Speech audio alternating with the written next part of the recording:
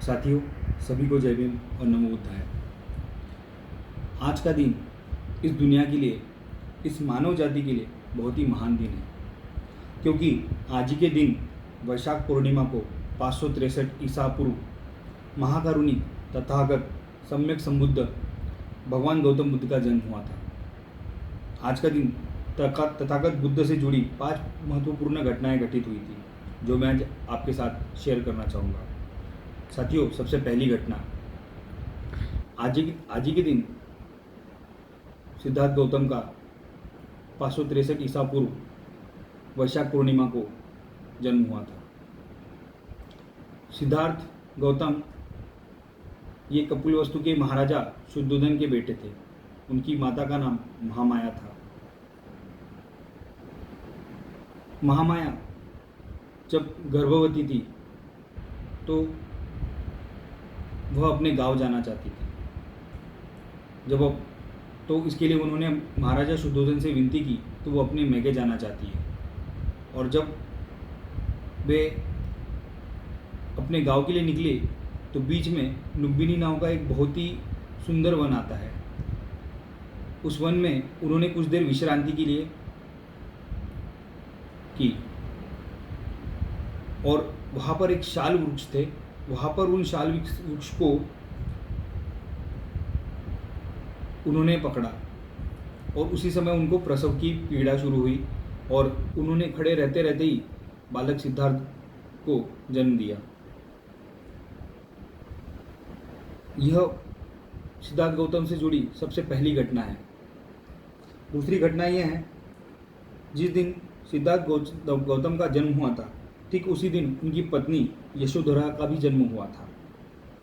उनके सबसे प्रिय शिष्य, जिनका नाम आनंद था, उनका भी जन्म आज ही के दिन वैशाख पूर्णिमा को हुआ था। उनका सबसे प्रिय घोड़ा, जिसका नाम कंतक था, और उस घोड़े का सारथी, जिसका नाम छन्न था, इन दोनों का जन्मदिन भी आज ही के दिन वैशाख पूर्णिमा को हुआ था।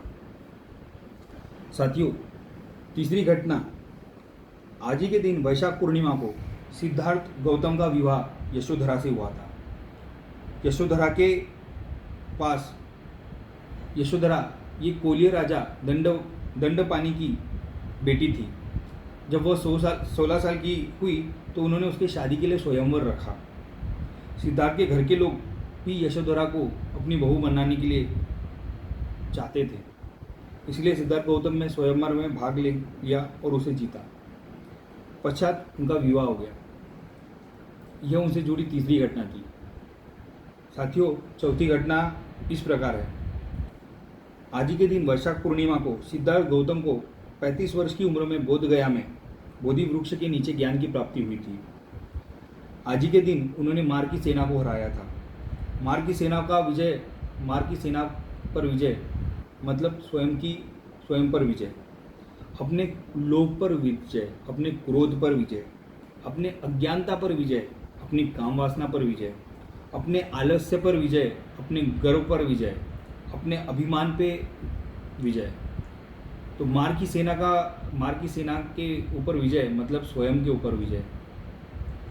तथागत ने कहा था, 1000 लड़ाइयाँ जीतने से अच्छा स्वयं पर पाई गई विजय सबसे सर्वश्रेष्ठ है और इसे तुमसे कोई छीन नहीं सकता। साथियों, तथागत का मतलब है जो बोलता है वही आचरण में लाता है। भगवान का मतलब है जिसने अपने सारे दुर्गुणों का नाश किया हो, भग्न कर दिया हो। अर्हत का मतलब होता है जो अस्तित्व में नहीं है उस पर विश्वास न रखते हुए जो अस्तित्व में है उसी पे विश्वास रखना। सम्यक संबुद्ध मतलब संपूर्ण परिपूर्ण व्यक्ति। इसीलिए हम सिद्धार्थ गौतम को भगवान तथागत सम्यक संबुद्ध गौतम बुद्ध कहते हैं। पांचवी घटना मैं आपको बताना चाहता हूँ। साथियों, आज ही के दिन वैशाख पूर्णिमा को तथागत बुद्ध का महापरिनिर्वाण कुशीनगर में हुआ था।